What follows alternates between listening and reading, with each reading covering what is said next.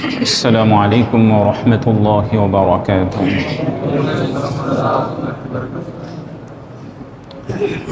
الحمد لله الحمد لله رب العالمين، والصلاة والسلام على سيد المرسلين وعلى آله وأصحابه أجمعين. أما بعد، فقد قال الله تعالى في القرآن الكريم: أعوذ بالله من الشيطان الرجيم، بسم الله الرحمن الرحيم. يا أيها الناس إنا خلقناكم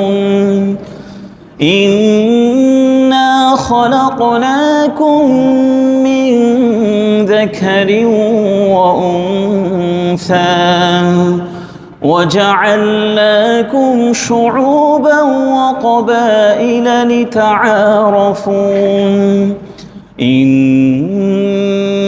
أكرمكم عند الله أتقاكم، إن الله عليم خبير.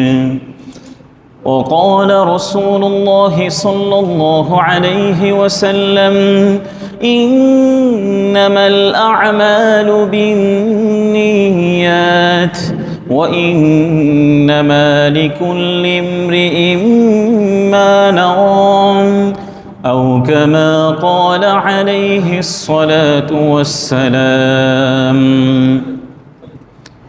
সকলে একবার দরুদ ইব্রাহিম পড়ি। اللهم صل على محمد وعلى آل محمد كما صليت على إبراهيم وعلى آل إبراهيم إنك حميد مجيد. اللهم بارك على محمد وعلى آل محمد كما باركت على إبراهيم وعلى آل إبراهيم إنك حميد مجيد. আলহামদুলিল্লাহ, শুরুতেই সেই মহান আল্লাহ তাআলার কৃতজ্ঞতা জ্ঞাপন করছি যে মহান আল্লাহ তাআলা আমাদেরকে সুস্থতার সাথে ঈদুল আযহা এবং কুরবানি করার তৌফিক দিয়েছেন। এই জন্য আমরা মহান আল্লাহ তাআলার কৃতজ্ঞতা জ্ঞাপন করি আলহামদুলিল্লাহ। আজ আমরা দুটি নিয়ামতের মাঝে দাঁড়িয়ে আছি। গতকাল আমরা ঈদুল আযহা উদযাপন করেছি এবং আজকে হচ্ছে জুমার দিন। দুটি দিনই কোরআন এবং হাদিসের মধ্যে বিশেষ দিন। গতকাল আমরা ঈদুল আযহা উদযাপন করেছি এবং কুরবানির কাজ সম্পূর্ণ করেছি। কুরবানি শুধুমাত্র একটি উৎসবের নাম নয়, বরং এর মধ্যে রয়েছে ত্যাগ, তাকওয়া এবং আল্লাহ তাআলার নৈকট্য লাভের অন্যতম একটি উপায়।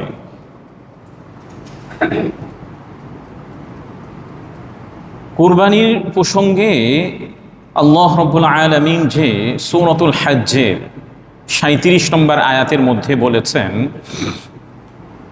লা ইয়ানালুল্লাহা লুহুমুহা ওয়ালা দিমাউহা ওয়ালাকিন ইয়ানালুহুত তাকওয়া মিনকুম। এই আয়াতের মধ্যে আল্লাহ তাআলা স্পষ্ট করেছেন, আল্লাহ তাআলার কাছে এই পশুগুলোর রক্ত এবং গোশত কিছুই পৌঁছে না, বরং আল্লাহ তাআলার কাছে পৌঁছে হচ্ছে আমাদের তাকওয়া। আল্লাহ তাআলার কাছে পৌঁছে কি? আমাদের তাকওয়া। এই প্রসঙ্গে প্রিয় নবীজি সাল্লাল্লাহু আলাইহি ওয়াসাল্লামের একটি হাদিস আছে, যেটি সহিহ মুসলিমের 6437 নম্বরের মধ্যে উল্লেখ করা হয়েছে। عن أبي هريرة رضي الله تعالى عنه قال قال رسول الله صلى الله عليه وسلم إن الله لا ينظر إلى صوركم وأموالكم ولكن ينظر إلى قلوبكم وأعمالكم। রাসূলুল্লাহ সাল্লাল্লাহু আলাইহি ওয়াসাল্লাম বলেছেন, নিশ্চয়ই আল্লাহ রব্বুল আলামিন তোমাদের চাকচিক্য কিংবা বাহ্যিক সম্পদের দিকে তাকান না, বরং আল্লাহ রব্বুল আলামিন তোমাদের অন্তর এবং আমলের দিকে দৃষ্টি দেন। আল্লাহ রব্বুল আলামিন আমাদের বাহ্যিক যে চাকচিক্য আছে, বাহ্যিক যে সৌন্দর্য আছে এবং আমাদের যে সম্পদ আছে, এগুলির দিকে আল্লাহ তাআলা কি করেন না? দৃষ্টি দেন না, বরং আল্লাহ রব্বুল আলামিন আমাদের হৃদয়ের দিকে এবং আমাদের আমলের দিকে তিনি দৃষ্টি দিয়ে থাকেন। তাহলে একটি আয়াতের মধ্যে আল্লাহ রব্বুল আলামিন স্পষ্ট করেছেন তার কাছে গোশত রক্ত কিছুই পৌঁছে না, বরং পৌঁছে কি? তাকওয়া। ঠিক তদ্রূপ এর পরের হাদিসে প্রিয় নবীজি সাল্লাল্লাহু আলাইহি ওয়াসাল্লামও এই বিষয়টি বলেছেন। আল্লাহ তাআলা আমাদের বাহ্যিক যে বেশভূষা আছে, বাহ্যিক যে চেহারা আছে, কিংবা আমাদের সম্পদ যেগুলি আছে, এগুলির দিকে আল্লাহ তাআলা তাকান না, বরং তাকান হচ্ছে আমাদের হৃদয়ের মধ্যে কি আছে, আমাদের হৃদয় দিয়ে আমরা আল্লাহ তাআলাকে কতটুকু ভালোবাসি, আল্লাহ তাআলার প্রতি আমাদের শ্রদ্ধাপূর্ণ ভালোবাসা আছে কিনা, এই বিষয়গুলোই মূলত আল্লাহ তাআলা দৃষ্টি দিয়ে থাকেন।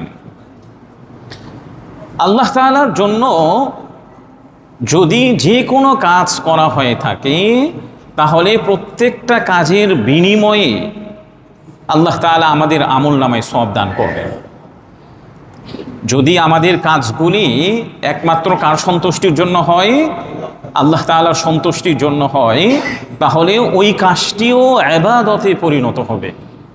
কিভাবে? দেখুন, প্রিয় নবীজি সাল্লাল্লাহু আলাইহি ওয়াসাল্লাম হযরত সাআদ ইবনে আবি ওয়াক্কাস রাদিয়াল্লাহু তাআলা আনহুকে বলেছেন, ইন্নাকা লান তুনফিকা নাফাকাতান তাবতাগি বিহা ওয়াজহাল্লাহ ইল্লা উজিরতা আলাইহা। তুমি যে কোনো কাজ আল্লাহ তাআলার সন্তুষ্টির জন্য যদি করো, তাহলেও এই কাজের প্রতিদান আল্লাহ তাআলা তোমাকে দিবেন। যে কোনো কাজ আমি যদি আল্লাহ তাআলার সন্তুষ্টির জন্য করি, এর কাজের প্রতিদান দিবেন কে? আল্লাহ রাব্বুল আলামিন। এমনকি প্রিয় নবীজি সাল্লাল্লাহু আলাইহি ওয়াসাল্লাম এই হাদিসের শেষাংশে বলেছেন, হাত্তা মা তাজআলু ফি ইমরাআতিক, এমনকি তুমি যদি তোমার স্ত্রীর মুখে খাবারও তুলে দাও, এর বিনিময়েও আল্লাহ তাআলা তোমার আমল নামায় সওয়াব দান করবেন। এমনকি আমি এবং আপনি যদি আমাদের স্ত্রী, পরিবার, পরিজন, সন্তানের মুখেও যদি আমি খাবার উঠিয়ে দেই, তাহলে এর বিনিময়ে সওয়াব দান করবেন কে? আল্লাহ রাব্বুল আলামিন। তবে আমাদের ইন্টেনশনটা থাকতে হবে কি? আমি আমার স্ত্রীর মুখে খাবার তুলে দিচ্ছি, আমি আমার বাচ্চার পিছনে সময় দিচ্ছি, পরিবারকে সময় দিচ্ছি, গুরুত্ব দিচ্ছি, এটি একমাত্র আমার রব আল্লাহ তাআলার সন্তুষ্টির জন্য। তাহলে এর বিনিময়েও আল্লাহ রাব্বুল আলামিন আমার আমল নামায় সওয়াব দান করবেন। প্রিয় ভাইয়েরা, এই জন্য এই আয়াত এবং এই হাদিসগুলি আনার কারণ হচ্ছে, আমরা কুরবানির মতো একটি গুরুত্বপূর্ণ ইবাদত ইতিমধ্যে শেষ করেছি। কুরবানিটাও আমরা কার সন্তুষ্টির জন্য করেছি? আল্লাহ তাআলার সন্তুষ্টির জন্য করেছি। তাহলে কুরবানি করার বিনিময়েও আল্লাহ রাব্বুল আলামিন আমাদের আমল নামায় ইতিমধ্যেই সওয়াব লিখে দিয়েছেন। কুরবানির পরে আমাদের নাগরিক হিসাবে আমার দায়িত্বটা কি? কুরবানির পরে নাগরিক হিসাবে আমার দায়িত্বটা কি মূলত? দেখেন, কুরবানির পরে আমাদের বাসার চারপাশ যেগুলি আছে, রাস্তাঘাট যেগুলি আছে, এগুলিকে পরিষ্কার পরিচ্ছন্ন রাখা। বাসার আশপাশ, রাস্তাঘাট এগুলিকে পরিষ্কার পরিচ্ছন্ন রাখা। পরিষ্কার পরিচ্ছন্ন রাখাটাও হচ্ছে ঈমানের অঙ্গ। যত্রতত্র ময়লা ফেলে রাখলেন, রক্তগুলো আপনি ফেলে রাখলেন, এতে কি হবে? দুর্গন্ধ ছড়াবে এবং চতুর্দিকে জীবাণু ছড়িয়ে পড়বে। এতে কি হবে? অন্য মানুষরা কষ্ট পাবে। আপনি যদি যত্রতত্র ময়লা ফেলে রাখেন, রক্তগুলোকে যদি না ধুয়ে ফেলেন, এতে দেখা যাবে দুর্গন্ধ এবং জীবাণু ছড়িয়ে পড়বে। এতে আমাদের সমাজের মধ্যে যারা বসবাস করেন তারা কি পাবে? কষ্ট পাবে। মানুষকে কষ্ট দেওয়া এটা কি ভালো কাজের অন্তর্ভুক্ত? কথা বলেন, মানুষকে কষ্ট দেওয়া ভালো কাজের অন্তর্ভুক্ত? আমরা অনেকেই মনেই করতে পারি না যে রক্ত ফেলে রেখেছে কিংবা যত্রতত্র ময়লা ফেলে রাখলাম, এতে আবার মানুষকে কিভাবে কষ্ট দেওয়া হয়ে থাকে। অথচ এর মাধ্যমেও কি হয়? অন্যরা কষ্ট পায়। দেখেন, পরিষ্কার পরিচ্ছন্নের গুরুত্ব প্রসঙ্গে প্রিয় নবীজি সাল্লাল্লাহু আলাইহি ওয়াসাল্লামের অসংখ্য হাদিস আছে। আজকে আমি আপনাদেরকে কয়েকটা হাদিস শোনাতে চাই। প্রথম হাদিস হচ্ছে সহিহ বুখারীর 9 এবং সহিহ মুসলিমের 59 নম্বর হাদিসের মধ্যে উল্লেখ করা হয়েছে। عن أبي هريرة رضي الله تعالى عنه قال قال رسول الله صلى الله عليه وسلم الإيمان بضع وسبعون أو ستون شعبا فأفضلها قول لا إله إلا الله وأدناها إماطة الأذى عن الطريق والحياء شعبة من الإيمان রাসূলুল্লাহ সাল্লাল্লাহু আলাইহি ওয়াসাল্লাম বলেছেন, ঈমানের 60টি অথবা 70টিরও বেশি শাখা রয়েছে। এর মধ্য থেকে ঈমানের সর্বোচ্চ শাখা হলো এই ব্যাপারে স্বীকারোক্তি দেওয়া যে আল্লাহ ব্যতীত আর কোনো ইলাহ নেই। আর ঈমানের সর্বনিম্ন শাখা হচ্ছে রাস্তা থেকে কষ্টদায়ক জিনিস সরিয়ে ফেলাম। ঈমানের সর্বোচ্চ শাখা হচ্ছে এই বিষয়ের স্বীকারোক্তি দেওয়া আল্লাহ ব্যতীত আর কোনো ইলাহ নেই। আর সর্বনিম্ন শাখা হচ্ছে রাস্তা থেকে কষ্টদায়ক জিনিস সরিয়ে ফেলা। তাহলে রাস্তায় যে সকল বর্জ্যগুলি পড়ে আছে কিংবা রক্ত আছে, এগুলোকে আমি যদি সরিয়ে ফেলি তাহলে ঈমানের সর্বনিম্ন স্তরে আমি কি করলাম? পদার্পণ করলাম। এ ব্যাপারে সুনানুত তিরমিজির 2627 নম্বর হাদিসের মধ্যে উল্লেখ করা হয়েছে, قال رسول الله صلى الله عليه وسلم المسلم من سلم المسلمون من لسانه ويده والمؤمن من أمنه الناس على دمائهم وأموالهم। রাসূলুল্লাহ সাল্লাল্লাহু আলাইহি ওয়াসাল্লাম বলেছেন, যার জিহ্বা এবং হাত থেকে অপর মুসলিম নিরাপদ থাকে সেই ব্যক্তি মূলত প্রকৃত মুসলিম। যার জিহ্বা থেকে এবং হাত থেকে অপর মুসলিম নিরাপদ থাকে সে ব্যক্তি মূলত প্রকৃত মুসলিম। এরপরে প্রিয় নবীজি সাল্লাল্লাহু আলাইহি ওয়াসাল্লাম বলেছেন, আর যাকে মানুষরা নিজেদের জানের ব্যাপারে এবং সম্পদের ব্যাপারে নিরাপদ মনে করে সেই মূলত প্রকৃত মুমিন। সমাজের মধ্যে বসবাস করছে এমন অনেক ব্যক্তিদেরকে পাবেন যে সমাজের ব্যক্তিরা তার আশেপাশ থেকে দূরে থাকার চেষ্টা করে। কেন চেষ্টা করে? সে যদি আমাকে কোনোভাবে পেয়ে যায় তাহলে তার কাছ থেকে আমি জানের ব্যাপারে আশঙ্কা করছি, কিংবা আমার সম্পদ যেগুলি আছে এগুলি যে কোনোভাবে সে আমার থেকে নিয়ে যাওয়ার চেষ্টা করবে। আর যার ব্যাপারে এমন নিরাপদ মনে করা হয় সেই মূলত কি? প্রকৃত মুমিন। অন্যভাবে হাদিসের মধ্যে বর্ণিত হয়েছে, নবীজি সাল্লাল্লাহু আলাইহি ওয়াসাল্লামকে জিজ্ঞাসা করা হয়েছিল, কোন মুসলমান সর্বোত্তম মুসলিম? কোন মুসলমান সর্বোত্তম মুসলিম? তখন প্রিয় নবীজি সাল্লাল্লাহু আলাইহি ওয়াসাল্লাম বলেছেন, যার জিহ্বা এবং হাত থেকে অন্য মুসলিমরা নিরাপদে থাকে সেই মূলত সর্বোত্তম মুসলিম। এখন আমরা প্রত্যেকেই চিন্তা করি, আমার থেকে আমার প্রতিবেশী নিরাপদ কিনা, আমার থেকে আমার ঘরের যে সকল সদস্যরা আছে তারা নিরাপদ কিনা। যদি নিরাপদে থাকে তাহলে কি আমি প্রকৃত মুমিন। যে হাদিসটি সুনানু তিরমিজি 2627 নম্বরের মধ্যে উল্লেখ করা হয়েছে। এই জন্য প্রিয় ভাইয়েরা, আমরা যদি কুরবানির বর্জ্য ঠিকমতো পরিষ্কার না করি এবং রক্তগুলি রাস্তা থেকে ধুয়ে না ফেলি, এতে আমাদের প্রতিবেশীর কি হবে? কষ্ট হবে। আর প্রতিবেশীকে কষ্ট দিয়ে কখনো কি আল্লাহ তাআলার সন্তুষ্টি পাওয়া সম্ভব? কথা বলেন, প্রতিবেশীকে কষ্ট দিয়ে আল্লাহ তাআলাকে সন্তুষ্টি করা সম্ভব? কখনোই সম্ভব নয়।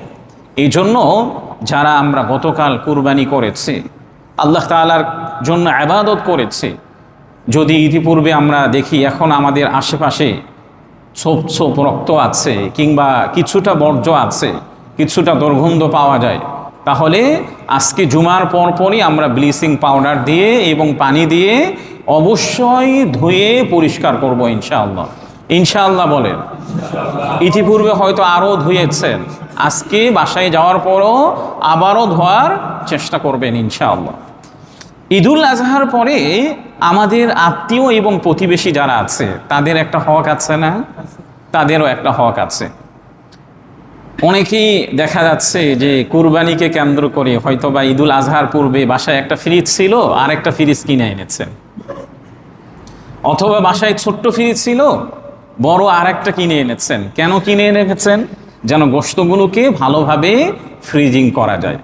অথচ দেখুন, কুরবানির পশুতে আমাদের সমাজের মধ্যে যে সকল গরিব এবং মিসকিনরা যারা আছে তাদের একটা হক আছে না?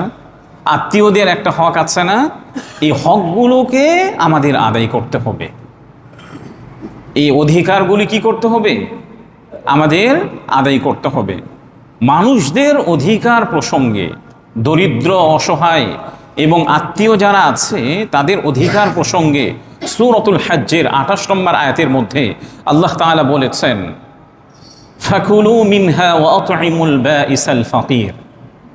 আল্লাহ তাআলা প্রথমে এর আগে বলেছেন, আমি যে তোমাদেরকে চতুষ্পদ জন্তু থেকে রিজিক দিয়েছি তা থেকে তোমরা নিজেরা খাবে এবং তোমাদের আশেপাশে যে সকল দুস্থ এবং দরিদ্র যারা আছে তাদেরকেও খাওয়াবে। নিজেও খেতে বলেছেন, আর যারা দরিদ্র আছে তাদেরকেও কি করেছেন? খাওয়াতে বলেছেন। রাসূলুল্লাহ সাল্লাল্লাহু আলাইহি ওয়াসাল্লাম বলেছেন, যেটি সহিহ বুখারীর 112 এবং তাবরানীর 12573 নম্বর হাদিসের মধ্যে উল্লেখ করা হয়েছে, হযরত আব্দুল্লাহ ইবনে আব্বাস রাদিয়াল্লাহু তাআলা আনহুম থেকে বর্ণিত, তিনি বলেছেন, আমি রাসূলুল্লাহ সাল্লাল্লাহু আলাইহি ওয়াসাল্লামকে বলতে শুনেছি, লাইসাল মুমিনুল্লাযী ইয়াশবা ওয়া জারুহু জাইউন ইলা জানবি। রাসূলুল্লাহ সাল্লাল্লাহু আলাইহি ওয়াসাল্লাম বলেছেন, সেই মুমিন নয় যে নিজে অনেক পরিতৃপ্তির সাথে খাবার খায় অথচ তার প্রতিবেশী অনাহারে থাকে। সেই মুমিন নয় যে নিজে পরিতৃপ্তির সাথে খাবার খায় এবং তার প্রতিবেশী কি থাকে? অনাহারে থাকে। এটা শুধুমাত্র গতকাল বা ঈদুল আজহাকে কেন্দ্র করে এই হাদিসটি বর্ণিত হয় নাই, বরং এটা সকল সময়ের জন্য প্রযোজ্য। স্পেশালিভাবে আমরা যারা গতকাল কুরবানি করার পরে কুরবানির গোশত দিয়ে একেবারে পেট ভরে খাবার খেয়েছি, কোনো সমস্যা নেই, আল্লাহ তাআলা খাবারের অনুমতি দিয়েছেন, কিন্তু আমার প্রতিবেশী যারা আছে তাদের কি আমি খোঁজখবর নিয়েছি? আত্মীয় স্বজন যারা আছে, দেখা যাচ্ছে অনেকেই গরুর গোশত পায় নাই কিংবা যে কোনো কারণে কুরবানি দিতে পারে নাই, তাদেরও খোঁজখবর নেওয়া আমাদের দরকার। তাবরানীর 750 নম্বর আরেকটি হাদিসের মধ্যে প্রিয় নবীজি সাল্লাল্লাহু আলাইহি ওয়াসাল্লাম বলেছেন, মা আমানা বি মান বাতা শাবানান ওয়া জারুহু জাইউন ইলা জানবিহি ওয়া হুয়া ইয়ালামু বিহি। নবীজি সাল্লাল্লাহু আলাইহি ওয়াসাল্লাম বলেছেন, সে আমার প্রতি ঈমান আনে নাই যে নিজে পরিতৃপ্তির সাথে রাত্রি যাপন করেছে, অথচ তার প্রতিবেশী ক্ষুধার্ত আছে এই বিষয়টিও সে জানে। প্রতিবেশী ক্ষুধার্ত আছে এটা জানা সত্ত্বেও কি সে পরিতৃপ্তির সাথে অনেক সুন্দরভাবে পেট ভরে খাবার খেয়ে রাত্রি যাপন করেছে। নবীজি তার ব্যাপারে বলেছেন সে আমার প্রতি ঈমান আনে নাই। আমার জানা থাকুক বা না থাকুক, অন্য হাদিসের মধ্যে তো এটাও আছে যে জানা নাই, কিন্তু আমার দায়িত্ব হচ্ছে আশেপাশে খোঁজ খবর নেওয়া। আমার জানা থাকার দরকার কি আশেপাশে খোঁজ খবর নেওয়া। আমরা যারা এখানে উপস্থিত আছি অনেকের দ্বারায় হয়তো বেশি গোশত দেওয়া কাউকে সম্ভব না। তাদের ব্যাপারে দেখুন সহিহ বুখারীর 2566 নম্বর এবং সহিহ মুসলিমের 2426 নম্বর হাদিসের মধ্যে প্রিয় নবীজি সাল্লাল্লাহু আলাইহি ওয়াসাল্লাম সকল মাদেরকে, নারীদেরকে লক্ষ্য করে বলেছেন। আমাদের প্রত্যেকের ঘরে যেহেতু নারী আছে, আমরা এই হাদিসটি তাদের কাছে পৌঁছাতে পারি। নবীজি সাল্লাল্লাহু আলাইহি ওয়াসাল্লাম বলেছেন, ইয়া নিসা আল মুসলিমাত লা তাহকিরান্না জারাতুন লিজারাতিহা ওয়ালাউ ফিরসিনা শাতিন।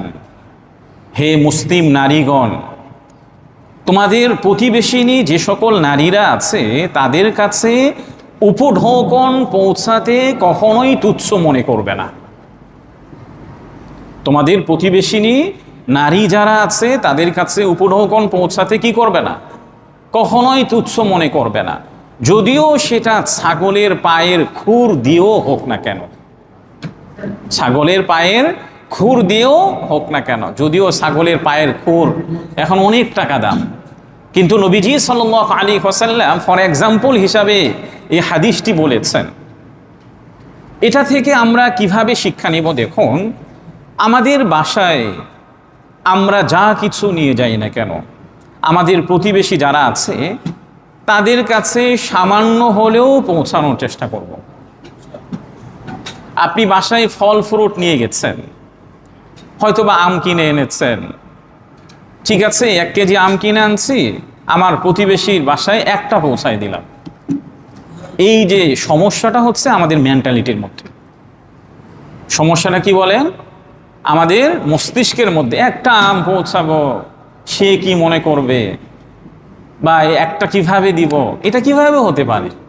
কিংবা আপনি 100 লিচু কিনে এনেছেন, 10টা অন্যের বাসায় দেওয়া, এটা অনেক তুচ্ছ মনে হয়। নবীজি এটাকেই উদাহরণ দিয়েছেন, তোমরা উপঢৌকন পৌঁছাতে গিয়ে, গিফট দিতে গিয়ে কখনোই কি মনে করবে না? তুচ্ছ মনে করবে না। ঠিক আছে, নবীজির অন্য হাদিসের মধ্যেও এসেছে যে ঠিক আছে আপনি তরকারি আপনার বাসায় রান্না হয়েছে, প্রতিবেশীকে দেওয়ার মতো কোনো তরকারি নেই, অন্তত ঝোল আছে, অন্তত কি আছে? ঝোল আছে, এটা প্রতিবেশী ঘরে আপনি পৌঁছায় দেন। এখন আমাদের মেন্টালিটি এত প্রবলেম হয়ে গিয়েছে, নবীজির অন্যান্য হাদিস দ্বারা বর্ণিত হয়েছে যে অসুস্থ ব্যক্তিদেরকে দেখতে যাওয়া কত বড় একটি সওয়াবের কাজ। এত বড় সওয়াবের কাজ থেকে আমরা কিভাবে বঞ্চিত হই দেখুন। আরে অসুস্থকে দেখতে গেলে কিছু নিয়ে যেতে হয়, অসুস্থকে দেখতে গেলে কি করতে হয়?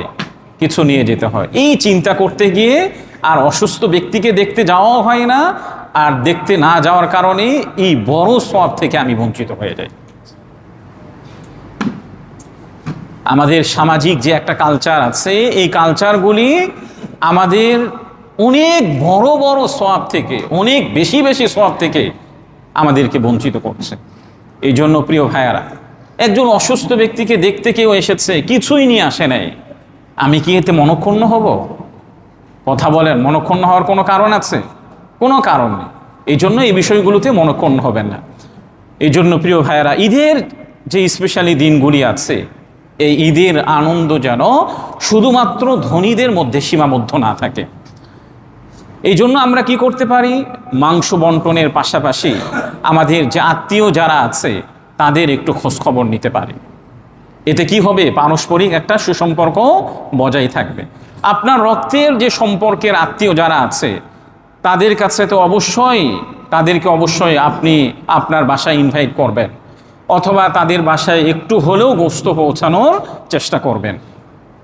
আর যাদের সাথে রক্তের সম্পর্ক নেই, দেখা যাচ্ছে সে আপনাকে ভালোবাসে, আপনাকে খুব রেসপেক্ট করে, ইভেন আপনাকে না, আপনার বাবা মাকে খুবই শ্রদ্ধা করত, ভালোবাসত, আপনি সন্তান হিসাবে এটা জানেন, তাহলে কমপক্ষে ঈদের অন্তত পক্ষে এই সিজনগুলোতে আপনি তাকে আপনার বাসায় ইনভাইট করবেন, অথবা ইনভাইট না করলেও তার বাসায় একটু হলেও কি করবেন, গোশত পৌঁছানোর চেষ্টা করবেন। ঈদের এই সময়গুলোতে আমাদের অনেকেই আছেন যে আত্মীয়দের সাথে একটু মনোমালিন্য হয়েছে, বছরের পর বছর কিংবা কয়েক মাস হয়ে যায় কথা বলা হয় না।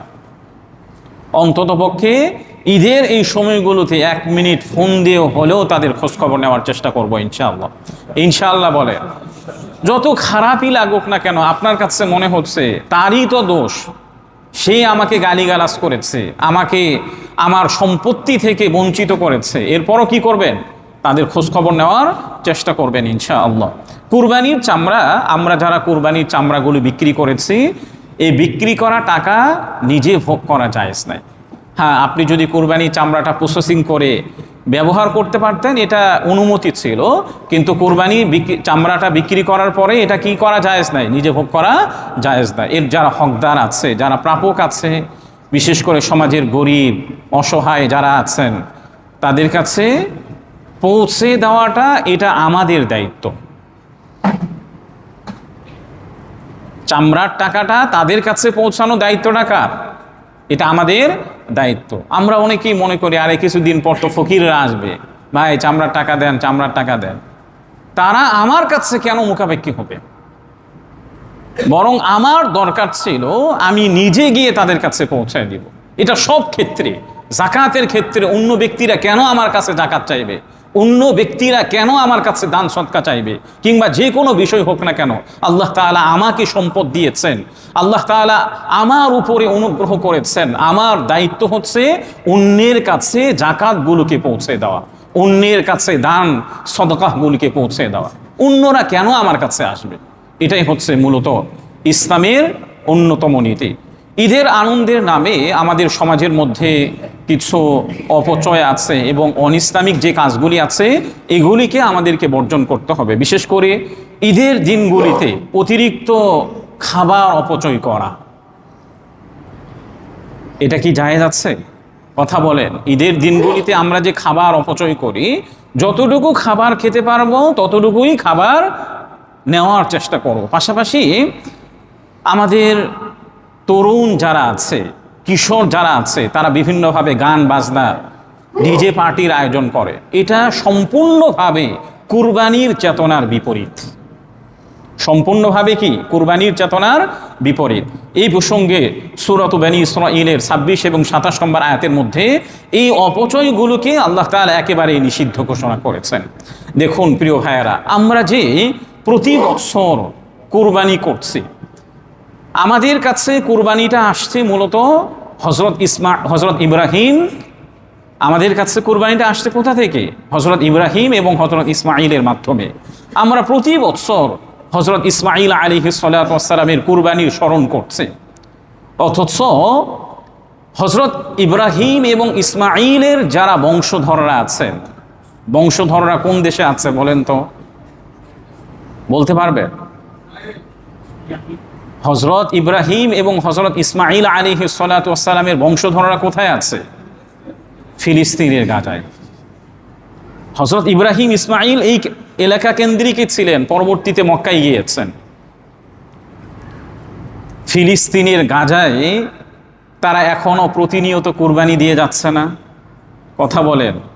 ফিলিস্তিনের গাজায় এখনো তারা কি প্রতিনিয়ত কুরবানি দিয়ে যাচ্ছে। আমরা তো কত আনন্দ উল্লাসের সাথে ঈদুল আজহা উদযাপন করছি, অথচ দেখুন ফিলিস্তিনবাসীদের কি এক কঠিন অবস্থা।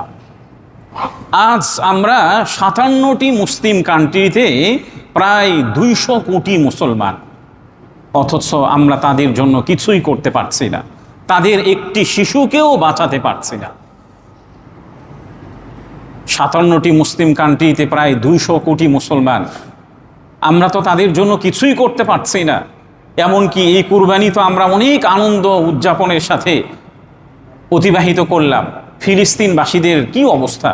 আমরা কি কেউই একবার মিডিয়া থেকে হোক, কিংবা কোনো ভাইয়ের মাধ্যমে হোক, কিংবা একেবারে যে সোর্সগুলি আছে এখান থেকে তাদেরকে খোঁজ নেওয়ার চেষ্টা করেছে? অথচ হযরত ইসমাঈলের বংশধররা এখনও সেখানে বিরাজমান। প্রিয় ভাইয়েরা, দেখুন, মুসলিম বিশ্বের অন্যতম একজন নেতা ছিলেন সালাউদ্দিন আইয়ুবী রহিমাহুল্লাহ। আপনারা জানেন সালাউদ্দিন আইয়ুবী রহিমাহুল্লাহ তিনি মুসলিম শাসকদের অন্যতম একজন শাসক ছিলেন। ক্রুসেডাররা যখন ৮৮ বছর ধরে মসজিদুল আকসাকে দখল করে রেখেছিল, ওই সময় মুসলিমরা বিভক্ত ছিলেন, আব্বাসী খেলাফত দুর্বল ছিল। সালাউদ্দিন আইয়ুবী রহিমাহুল্লাহ কি করলেন? প্রথমে তিনি মুসলিম রাজাদেরকে ঐক্যবদ্ধ করলেন, এরপরে নিজের যতটুকু সম্পদ ছিল সমস্ত সম্পদগুলোকে তিনি বিলিয়ে দিলেন। এরপরে তিনি কি করলেন? তিনি মসজিদুল আকসাকে বিজয় করলেন। মসজিদুল আকসা বিজয় করে খ্রিস্টানদেরকে হত্যা না করে তিনি মুক্তিপণ নিয়ে তাদেরকে ছেড়ে দিলেন। অথচ দেখুন, এত বড় একজন মুসলিম নেতা ছিলেন, যখন তিনি মৃত্যুবরণ করেন তার কাছে মাত্র ৪৭ দিরহাম ছিল। কত দিরহাম? মাত্র ৪৭ দিরহাম পাওয়া গিয়েছিল। দাফনের খরচ করার মতো তার কাছে অর্থ সম্পদ ছিল না। সালাউদ্দিন আইয়ুবী রহিমাহুল্লাহ এমন একজন নেতা ছিল, জীবনে তার উপরে কখনোই হজ ফরজ হয়নি। তার উপরে কি হয় নাই?